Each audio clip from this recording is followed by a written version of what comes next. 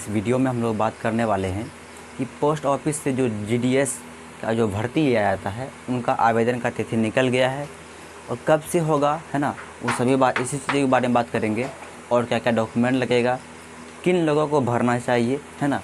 Age limit क्या होगा, ये सारी चीज़ें इस वीडियो में हम लोग बात करेंगे। हर साल की तरह इस साल भी जो जीडीएस का जो भर्ती है उनका ऑनलाइन अप्लाई करना अब डेट जारी हो गया है, ठीक है। इस वीडियो को शेयर कीजिएगा और इस चैनल पर आप पहली बार आप आए हैं तो चैनल को सब्सक्राइब ज़रूर कीजिएगा इस तरह के नए नए अपडेट को सबसे पहले जानने के लिए, ठीक है। चलिए इस वीडियो की शुरुआत हम लोग करने जा रहे हैं। अब देखिए, पोस्ट ऑफिस जीडीएस भर्ती 2024 ये हर साल आता है और 2024 में भी अभी आ गया तो उसमें भी आया है, ठीक है। अब देखिए, इसमें 2 पद, कितना पद होता है, इसमें कुल 2 पद होती है, जिसमें ग्रामीण डाक सेवा यानी जीडीएस जिसको बोलेंगे उसमें 2 पद ये, एक होता है बीपीएम, एक होता है एबीपीएम। इसमें 2 पद होता है और इन दोनों पद में किसी पद में भी आपका भलाई यानी कि आपका इसमें सिलेक्शन हो सकता है अगर अप्लाई करेंगे तो, ठीक है।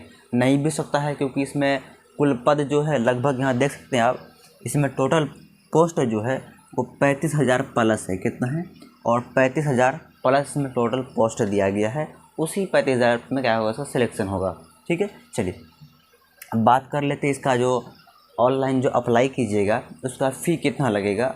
चलिए, तो जनरल हुआ, ओबीसी, ईबीसी, इन तीनों कैटेगरी के लिए आपको लगेगा 100 रुपीज़ यानी 100 रुपया लगेगा ऑनलाइन अप्लाई करने के, ठीक है।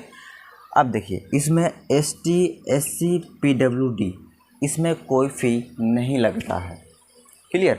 अगर आप एसटी, एससी, पीडब्ल्यूडी के अंतर्गत आते हैं तो आपको कोई फ़ी ऑनलाइन में नहीं लगेगा, समझ गए बात। चलिए आगे देखिए, इसी में अगर फीमेल कैंडिडेट अगर आप हैं तो इसमें भी कोई फ़ी आपका नहीं लगेगा, ठीक। चलिए, और पेमेंट जो मोड होगा वो कैसे होगा, वो ऑनलाइन होगा, यानी सब काम इसमें ऑनलाइन ही होगा और पेमेंट जो कटेगा वो भी आपका ऑनलाइन ही कटेगा, ठीक है। चलिए, उम्मीद करते हैं आप यहाँ तक समझ गए होंगे, कोई डाउट आपके अंदर में नहीं होगा।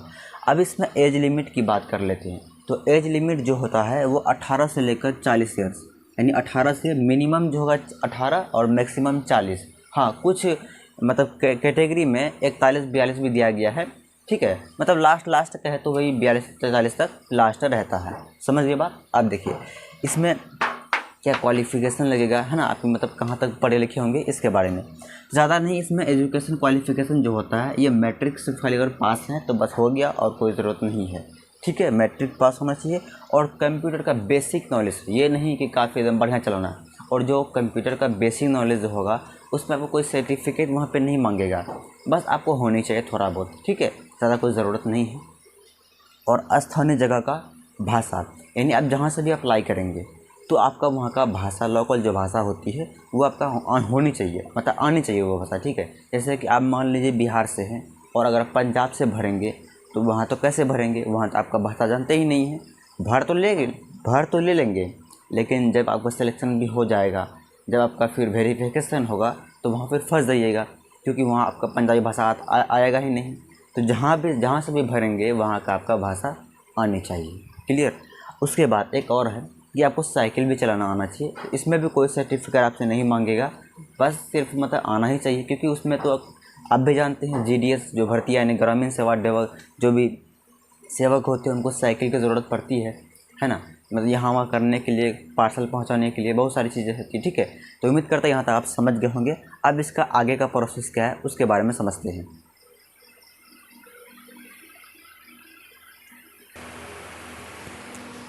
चलिए अब हम लोग बात कर लेते हैं इसमें सिलेक्शन प्रोसेस क्या है इसके बारे में। देखिए, सबसे पहली बात कि इसमें आप 10th क्लास के मार्क्स, यानी कि आपके जो 10th क्लास का जो भी मार्क्स आया है उस मार्क्स के हिसाब से मेरिट बनता है, ठीक है।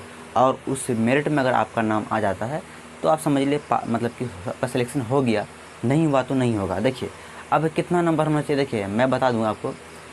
इसमें हम भी पहले भी भरे थे, ठीक है। इसमें हम देखे थे कि जिसका 90 प्लस से ऊपर मार्क्स रहता है सिलेक्शन उसी का होता है, ठीक है। जिसका 90 प्लस से कम रहता है उसका सिलेक्शन होने की चांस बहुत ही कम होती है, ठीक है। जैसे बिहार से ऐसे बहुत सारे लोग हैं जो कि उतना मार्क्स नहीं रहता है लेकिन भरता है, लेकिन नहीं होता। हम भी किए थे, नहीं हुआ था, क्यों नहीं हुआ भाई?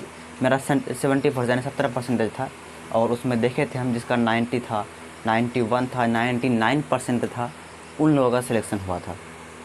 ठीक है, तो इसीलिए अगर आपका नंबर ज़्यादा है तो उम्मीद है कि आपका हो जाएगा, अगर कम है तो थोड़ा सा चांस कम है। ठीक है, चलिए आप फिर भी भर दीजिएगा, कोई दिक्कत नहीं। 1000 रुपया नहीं, 100 रुपया मात्र लगता है, भर दीजिएगा। ठीक है, देखिए अब उसके बाद बात करते हैं, डॉक्यूमेंट वेरिफिकेशन भी होगा। ठीक है, डॉक्यूमेंट वेरिफिकेशन क्या होती है? क्योंकि देखिए बहुत सारे लोग ऐसे होते हैं, जब ऑनलाइन अप्लाई करते हैं ना, वहाँ पे क्या करते हैं, वो नंबर अपना बढ़ा के देते हैं, क्योंकि उस ऑनलाइन जब अप्लाई करते हैं उस समय आपका डॉक्यूमेंट नहीं लगता है, यानी कि सर्टिफिकेट वहाँ आपका मैट्रिक का नहीं लगेगा, सिर्फ ये देना है कि आप कितना नंबर लाए हैं। तो बहुत सारे लोग क्या करते हैं, 99% कर देते हैं। ठीक है, बढ़ा चढ़ा कर उसमें ऑनलाइन में कर देते हैं ताकि मेरा सिलेक्शन हो जाएगा।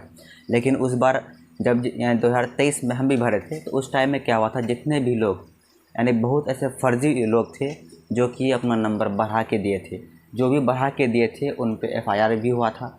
ठीक है, इसमें काफ़ी दिक्कत की बात हुई थी, तो इसीलिए आप लोग ऐसा मत कीजिएगा। जो आपके मार्कशीट में जो भी नंबर है वही दीजिएगा, बढ़ा के देने का कोई फ़ायदा नहीं है, क्योंकि बाद में जो वेरिफिकेशन होगा तो वहाँ आपका पकड़ा खा लीजिएगा। ठीक है, तो इसलिए ऐसा नहीं कीजिएगा। अब उसके बाद बात करते हैं, मेडिकल टेस्ट भी आपका होगा कि आप किसी प्रकार की दिक्कत तो आपको नहीं है। ठीक है, ये भी टेस्ट होगा। चलिए यहाँ तक समझ गए, उम्मीद करते हैं। आप सैलरी की बात करते हैं कि सैलरी मेन तो यही है ना, आप सभी सोच रहे होंगे कि सैलरी कितना मिलेगा। देखिए इसमें बात कर लेते हैं। इसमें जैसे बताया था आपको अभी, इसमें 2 पद होती हैं। तो 2 पद में पहला पद है BPM। अगर इसमें आपका सिलेक्शन हुआ तो आपको 12,000 से लेकर के 29,380 इनके बीच में आपको सैलरी मिलेगी। यानी शुरुआत में आपको 12,000 मिलेंगे, फिर धीरे धीरे आपका बढ़ते जाएगा, फिर आगे और भी बढ़ सकता है। ठीक है, उसी तरह से अगर आप ABPM अगर दूसरा नंबर पे जो है, इसमें अगर सिलेक्शन होता है तो आपको 10,000 मिलेगा, और 24,700 470 यानी इसके बीच तक आपका सैलरी बढ़ेगी। ठीक है, तो उम्मीद करते हैं इसमें आपको कोई दिक्कत नहीं होगा। अब आते हैं रिक्वायरमेंट डॉक्यूमेंट, इसमें क्या क्या होगा। देखिए यानी इसमें एक आधार कार्ड आपको लगेगा अप्लाई करने में, पैन कार्ड, कास्ट सर्टिफिकेट यानी जाति जिसको बोलते हैं हम लोग। ठीक है, और पासपोर्ट साइज फ़ोटो एक लगेगा, और मोबाइल नंबर। यानी ऑनलाइन में आपको बस यही सब लगेगा, इसके अलावा और आपको कुछ भी नहीं लगेगा। बाकी आप जितना नंबर लाए हैं वो नंबर आपको दर्शाना होगा कि मेरा इतना नंबर आया था। ठीक है, उम्मीद करते हैं आप समझ गए होंगे। अब बात करते हैं कि इसका जो ऑनलाइन अप्लाई डेट कब है। देखिए इसका जो डेट है ऑनलाइन अप्लाई का वो है 15/7/2024। ठीक है, 100% यही उम्मीद है कि इसी दिन से ऑनलाइन अप्लाई शुरू होगा। लेकिन अभी फ़िलहाल इसका कोई ऑफिशियल अपडेट नहीं आया है कि यही होगा। एक नोटिस आया था जो कि इतना मतलब 15 से शुरू होगा, लेकिन फिर भी अभी डेट फिर आएगा। अगर आएगा मैं आपको ज़रूर बताऊंगा वीडियो बना करके। ठीक है, घबराइएगा नहीं, लेकिन उम्मीद 100% यही है कि 15 तारीख को यानी जुलाई में आपका ऑनलाइन अप्लाई शुरू हो जाएगा। ठीक है, तो उम्मीद करते हैं आप समझ गए होंगे। अगर कोई डाउट है तो कमेंट बॉक्स खुला हुआ है, आप वहाँ अपना डाउट जो भी सवाल आप पूछना चाहते हैं आप पूछ सकते हैं। और इस वीडियो को शेयर करना आपकी ज़िम्मेदारी है, ज़रूर कीजिएगा। और इस चैनल पे पहली बार अगर आप आए थे उनको भी सब्सक्राइब ज़रूर कीजिए, क्योंकि देखिए इस चैनल पे आपको बहुत सारी चीज़ नए अपडेट जो भी आते हैं वो सबसे पहले इस चैनल पे बताया जाता है, और 100% सच्चाई बताया जाता है, कोई इसमें झूठा मिलावट नहीं होता है।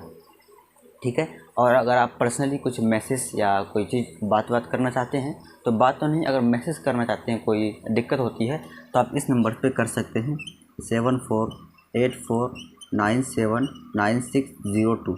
इस नंबर पे आप कर सकते हैं। ठीक है, तो ज़्यादा आप लोग चैनल को सब्सक्राइब कर दीजिए और बेल आइकन को दबा दीजिए, और एक प्यारा सा क्या कीजिए, थोड़ा सा लाइक भी कर दीजिए और कमेंट भी कर दीजिए। चलते फिर मिलते हैं हम लोग किसी नए अपडेट में। तब तक के लिए धन्यवाद। आप सभी खुश रहिए, मस्त रहिए।